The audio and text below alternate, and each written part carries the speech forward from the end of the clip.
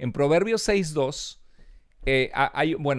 hay una doctrina que se llama la doctrina de la prosperidad o del movimiento de palabra de fe.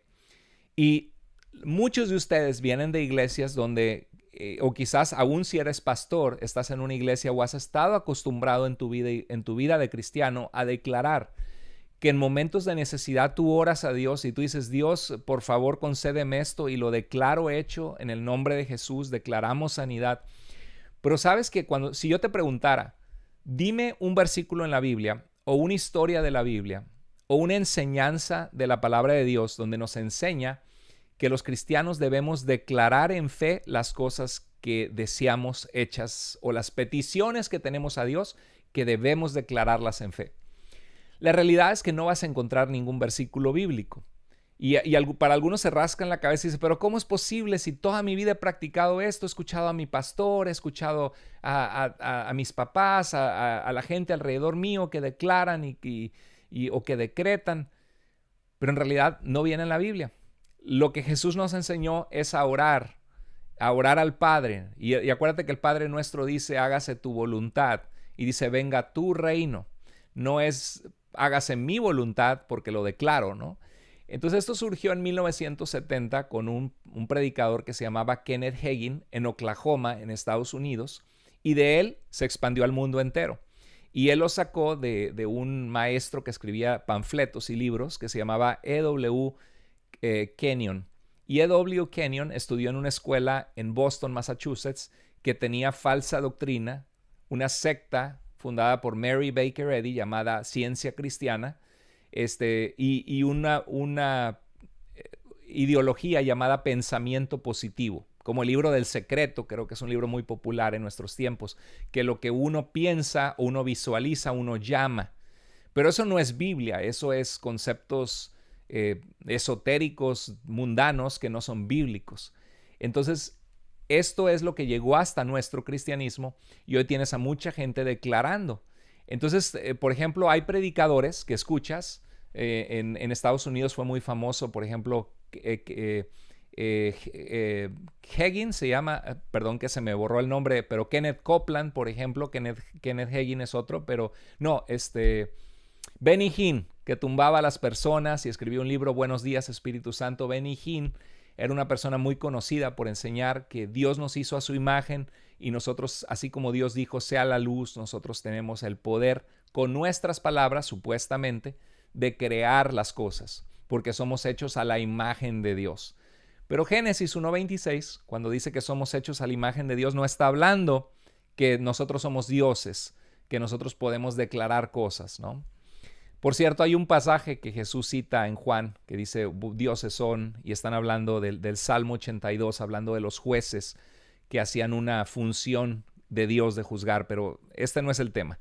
El punto es que Proverbios 6:2 lo he escuchado mucho, no sé si tú lo has escuchado, y así dice, vamos a leerlo, dice, te has enlazado con las palabras de tu boca y has quedado preso en los dichos de tus labios.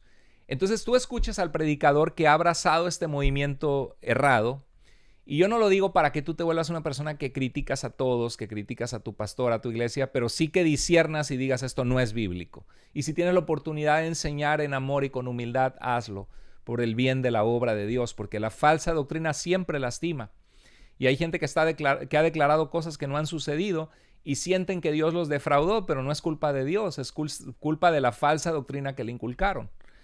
Entonces, en Proverbios 6:2 dice, te has enlazado con las palabras de tu boca y has quedado preso en los dichos de tus labios. Hay gente que yo he escuchado que, por ejemplo, ibas a la iglesia y decías, ay, hermana, disculpe que no le doy la mano, como que me está dando gripa, me estoy comenzando a gripar. Y la hermana en Cristo de tu iglesia te decía, no lo declare, hermana, no lo declare. Algo así como superstición, ¿no? Como toco maderas, no vaya a ser que sea cierto porque ya lo declaré, ¿no? ¿Te imaginas a Dios, que Dios estuviera diciendo, ya lo dijiste con tus palabras, ahora te castigo y hago que pase porque tus palabras tienen poder? Claro que no, no es algo bíblico. Ahora, es cierto que cuando una persona tiene una actitud derrotista y dice, no voy a lograrlo, no voy a poder terminar el seminario porque es mucha información. no voy a poderlo porque me cuesta mucho leer. Pues claro que no vas a terminarlo, pero no porque lo declaraste, sino porque te estás predispuesto en tu mente y te derrotaste ya que no lo vas a lograr, ¿no? Y también si dices, y lo declaro hecho y voy a lograr, y lo logré, sí sirvió declarar, pues claro, porque te determinaste a hacerlo, ¿no? Pero no es porque declaraste o no declaraste. Entonces tienes a muchos cristianos viviendo en una situación supersticiosa, como que, ay, ya lo declaré, ¿qué hago? No, no, no, no, no, no. Dios es un Dios misericordioso, amoroso y compasivo. Y aunque seamos derrotistas, le decimos, Señor, ayúdame. Siento que no puedo, pero en tus fuerzas puedo. El Señor te va a ayudar. Entonces, este versículo te has enlazado con las palabras de tu boca, lo usan para decir que lo que decimos sucede. Y dicen algunos, ay, pero ¿por qué hay tantos cristianos en pobreza en nuestros tiempos? Porque están hablando pobreza a sus vidas. La doctrina de la prosperidad, ¿no? Eso no es el evangelio. No tiene nada que ver. Vamos a ver lo que dice antes. Hacemos un alto, como el semáforo, y nos regresamos y vemos cómo comienza el capítulo 1. Dice, hijo mío, si salieres fiador por tu amigo, ¿qué es ser fiador? Que tú das tu palabra para que si tu amigo tiene una deuda y no la puede pagar, se van contra ti. Tú le prestas tu crédito. Tú respondes por él si él no paga. Si sales fiador por tu amigo, si has empeñado tu palabra a un extraño, no dice que porque declaraste algo, sino porque empeñaste tu palabra a un extraño, dice, te has enlazado con las palabras de tu boca y has quedado preso en los dichos de tus labios. Ahí está el contexto. No tiene nada que ver Proverbios 6.2 con decir que porque declaraste algo malo te va a venir a tu vida. Nada. Tiene que ver con hacer un compromiso, un contrato de salir fiador por alguien. Y cuando vemos entonces lo que dice después, continuamos en el texto avanzando, el semáforo en verde, continuamos avanzando, dice, haz esto ahora, hijo mío, y líbrate, ya que has caído en la mano de tu prójimo. Y dice el verso 5, escápate no de sueño a tus ojos, escápate como gacela de la mano del cazador. O sea, están a punto de atraparte. Oiga, qué consejo tan importante para nuestros tiempos, ¿eh? Yo he conocido personas que han firmado para darle crédito a alguien sacarle un carro, por ejemplo, o un préstamo. Y luego la otra persona deja de pagar el carro y se van contra la persona buena que le puso su crédito y arruinan a su familia por haberle dado crédito a alguien que no era digno de confianza. Mucho cuidado de prestar dinero. Decía mi papá, nunca prestes más de lo que estás dispuesto a regalar o a perder. Mejor que regales a que prestes. Algo que te sea posible y no que pongas en riesgo el futuro de tu familia. Y luego se terminan las amistades, las hermandades. Hay mucho cuidado porque en las iglesias hay sinvergüenzas, también. Personas que ni siquiera tienen la amabilidad de disculparse o decir, espérame tantito, te pago lo que me prestaste. Bien que son buenos para pedir, pero no son buenos para pagar. Y eso es una falta de amor y una falta de consideración. Y eso no agrada al Señor. Si tú eres una de esas personas, pídele perdón a Dios y busca la manera de pagar tus deudas, porque ahí se comienza a ser siendo cristiano, ahí comienza el amor, ahí se muestra el amor, no solo en estudiar en el seminario. Espero que esto sea de ayuda para tu vida. Uno tiene que tener palabra y tiene que tener amor por los demás y más por aquellos que te han ayudado. Muy bien. Entonces el pasaje habla de que te comprometiste tu palabra para responder por la deuda de alguien más. Nada tiene que ver con que hablaste palabras mágicas que sucedieron porque lo declaraste. Y hay otro pasaje muy parecido, Santiago 3:10 lo usan igual, dice, de una misma boca proceden bendición y maldición. Dicen, hermanos, la palabra dice que de una misma boca proceden bendición y maldición. Tú declara, en el nombre de Jesús, declara prosperidad, declara riquezas, declara bendición, declara que tu matrimonio es sano, declara lo que quieras conseguir, declara que tienes el trabajo y no estés hablando palabras de maldición. No voy a poder, no voy a lograr. Ok. Otra vez, nada tiene que ver con esto, Santiago. Vamos a ver lo que dice el pasaje antes. Hacemos un alto y vemos el versículo anterior y dice, está hablando de la lengua, que la lengua está llena de veneno mortal porque con nuestra lengua podemos dañar a otras personas. En las iglesias pasa, la gente, ay, no me saludó la hermana, no me saludó el pastor, o mira, de seguro que no trabaja, de seguro que hace esto. Y comunicamos percepciones muy personales, lo que creemos nosotros por dentro, y muchas veces lo que creemos no es cierto, es una falsa percepción basada en nuestra inmadurez. Y si la comunicamos como que es real, dañamos la obra de Dios más si estamos criticando a un líder que está sirviendo, que está siendo fiel al Señor. Lo que hacemos es que sembramos células cancerosas en el cuerpo de Cristo. Hacemos que la gente se sienta mal de estar en la iglesia, empieza a ver mal a un hermano por lo que tú le dijiste.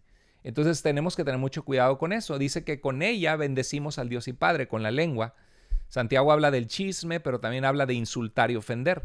Con ella bendecimos al Dios y Padre. Oh Padre, te amo, bendito sea tu nombre. Y con ella maldecimos a los hombres. Ah, esta persona no sirve para nada. Es un bueno para nada. O mira, es una persona así.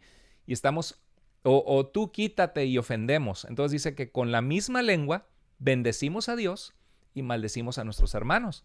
Dice que están hechos a la semejanza de Dios. Y ahí dice, de una misma boca proceden bendición y maldición. Hermanos míos, esto no debe ser así. No debes hacer eso. Muy cristiano, ay Dios, te alabo, te alabamos, y luego hablando mal pestes de los hermanos de tu iglesia. No, o sea, eso destruye el reino de Dios. Y si tienes algo que es cierto, dice, si tu hermano peca contra ti, ve y habla con él, ¿no? A veces es posible, a veces no. Si hay un liderazgo disfuncional o tóxico en la iglesia, vas a salir lastimado. Cuando dices la verdad, te van a atacar, a lo mejor te van a excluir, pero si hay sinceridad y humildad y un deseo de agradar a Dios, muchas veces se reconcilia a la gente, se aclaran los malentendidos y se reenlaza la amistad y el amor, que es lo que Dios quiere para nosotros. Entonces es importante. Si tienes algún comentario de algo que estoy compartiendo, ya sea de lo de declarar, si fue para ti nuevo esto, por favor ponlo aquí en tus comentarios, ya sea en Facebook o en YouTube, o en las notas del seminario, para que sea algo que pueda bendecir a otros. Compártenos tu testimonio o cómo te está haciendo de ayuda esto. Pero en Santiago vemos que tampoco está hablando de lo que la gente dice que habla. Ahí es donde interpretamos con el contexto textual. Vimos lo que dice antes, lo que dice después, y nada tiene que ver Santiago 3:10 con que yo declaro pobreza o riqueza porque lo declaré o porque dije algo malo. No, tiene que ver con no ofender a otros creyentes. Así como bendecimos a Dios con la boca, no podemos usar la misma boca para maldecir a las personas. Es lo que está diciendo. Otro pasaje muy conocido en el movimiento de palabra de fe, Proverbios 18:21. ¿Lo has escuchado alguna vez? Dice, la muerte y la vida están en el poder de la lengua, y el que la ama comerá de sus frutos. Y ahí dicen, ya ves, la muerte y la vida están en el poder de la lengua. Yo declaro sanidad en el nombre de Jesús, y no digas que estás enfermo. El Señor reprenda eso. No digas que estás enfermo porque la muerte está en el poder de la lengua.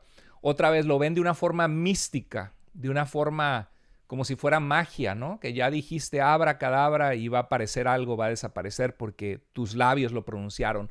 Pero no, Proverbios está hablando sencillamente que la forma en la que tú hablas, lo que sale de tu corazón, puede acabar con tu vida o puede prolongar tu vida. Eso es todo lo que está diciendo Proverbios. En Proverbios es un poquito más difícil después del capítulo 9, me parece, sí, porque hasta el 8 habla de la sabiduría. De Proverbios del 1 al 8 es más de discurso. Cuando llegas a Proverbios 9 en adelante, son como colecciones de dichos sabios, de dichos, de frases que tienen sabiduría. Entonces, en el caso de Proverbios es más difícil irse al contexto, porque tú puedes leer un versículo de Proverbios y el siguiente no tiene nada que ver con el anterior. ¿Te ha pasado eso? Ahí es donde entra la cuarta regla de hermenéutica. Interpreta respetando el género literario, el tipo de literatura que es. Y en este caso, Proverbios no es un discurso. Por ejemplo, en el mismo capítulo, que es Proverbios 18:19, dice, el hermano ofendido es más tenaz que una ciudad fuerte. Luego el 20, del fruto de la boca del hombre se llenará su vientre. Ahí sí va en contexto un poquito más con nuestro pasaje, que es el anterior. Dice, del fruto de la boca del hombre se llenará su vientre. O sea, según lo que tú hablas, puedes prosperar en tu vida y tener provisión. Si tú eres una persona amable en tu trabajo, si tú eres una persona trabajadora que sabe pedir las cosas, que sabes conducirte bien con los demás, vas a llenar tu vida con buenas cosas. Se saciará del producto de sus labios. Y luego el verso 22 dice, el que hay esposa hay el bien y alcanza la benevolencia de Jehová. Esto no tiene nada que ver el verso 22 con... Le digo, cada versículo es diferente, pero sí, el 20, que es el anterior al 21, sí tiene relación, ¿eh? Podría ser que cuando el rabino Natán lo dividió en versículos, puede ser que el 20 y 21 hayan sido un solo pensamiento. Del fruto de la boca del hombre se llenará su vientre, se saciará del producto de sus labios, la muerte y la vida están en el poder de la lengua, y el que la ama comerá de sus frutos.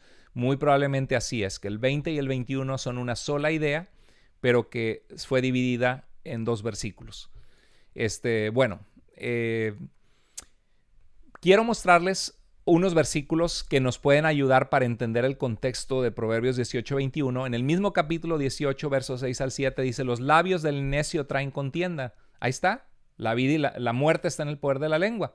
Tú vas e insultas a una persona en la calle, esa persona te saca un cuchillo, te lo entierra, o te saca una pistola, te da un balazo, pues la muerte estuvo en el poder de tu lengua, porque los labios del necio traen contienda, y su boca los azotes llama. La boca del necio es quebrantamiento para sí, y sus labios son lazos para su alma. Cuidado lo que hablamos, ¿no? Sobre todo en casa, con la gente que amamos, en la iglesia, en tu trabajo. La palabra de Dios es bien clara que debemos cuidar nuestra lengua. Proverbios 18:8, las palabras del chismoso son como bocados suaves y penetran hasta las entradas. Y dime más, ¿y qué pasó? Y nos imaginamos cosas que sucedieron y que a veces no son ciertas. Pero eso trae destrucción, lastima a otras personas muchas veces, cuando no es cierto. Proverbios 18:13, al que responde palabra antes de oír, le es fatuidad y oprobio. Es algo necio, fatuidad es algo necio, y oprobio significa vergüenza. Le es vergonzoso y le es necio a una persona responder antes de oír. Me ha pasado con muchos videos que hago de temas de diferentes temas doctrinales en mi canal o en el canal de la iglesia, y que hay gente que comienza a corregirme algo que ya expliqué en el video. ¿Qué me dice eso? Que ni siquiera han visto el video, pero están opinando o criticando algo que ni siquiera saben o les consta o que yo ya aclaré. Me doy cuenta que ni vieron, nada más comentaron. Y así pasa, así hace la gente en los debates teológicos. La gente no sabe escuchar, no sabe ser humilde. En el matrimonio, en la iglesia, en los conflictos, la gente no sabe escuchar, solo responde antes de oír. Y dice la Biblia que eso es necio y es vergonzoso. Proverbios 12:18, que es otro capítulo, dice algo muy parecido. Dice, hay hombre cuyas palabras son como golpes de espada, mas la lengua de los sabios es medicina. Sabemos que está utilizando un lenguaje metafórico, que literalmente las palabras de ciertos hombres no son una espada que te traspasa, pero hay hombres que sus palabras son hirientes, lastiman, pero tú, porque tú eres un nadie, no vas a llegar a nada, o porque tú siempre fallas, y es como, no permitas que alguien te dañe así, ¿eh? No permitas que alguien, ni tus padres o alguien que te haya hablado mal, se quede en tu corazón. Renuncia a eso, entrégalo al Señor, ve tu identidad como Dios te ve, y vete como un hijo o una hija de Dios si has conocido a Cristo, y no te veas ni por lo que te dijeron ni por los errores de tu pasado, porque hay gente que sus palabras son hirientes como espada. Pero dice que la lengua de los sabios es medicina, que tus palabras edifiquen y sanen. Cuando alguien te dice algo de tu iglesia sé una persona sabia, sensata, trae soluciones, no agrandes el problema. Échale agua al fuego, no le eches gasolina. Entonces la lengua de los sabios es medicina. Y es en este sentido que Proverbios 18:21 dice que la muerte y la vida están en el poder de la lengua. Entonces nada tiene que ver absolutamente con algo místico, que yo declaro sanidad, que yo me enfermé porque no le creía a Dios y porque dije, ay, como que me voy a enfermar y me enfermé. No, señores, eso es superstición en el nombre de Cristo. No es enseñanza pura de la palabra de Dios, no es algo bíblico. Servimos a un Dios grande. Si Dios nos juzgara por nuestras palabras, ya estaríamos todos, ya hubiéramos perecido. Es la gracia de Dios. Dios es un Dios bueno. y podemos clamar a Él, y no se trata de que declaramos, sino de que confiamos, de que hablamos con Él, de que nos relacionamos con el Señor. Amén. Espero que esté siendo de bendición, además de enseñanza, este estudio.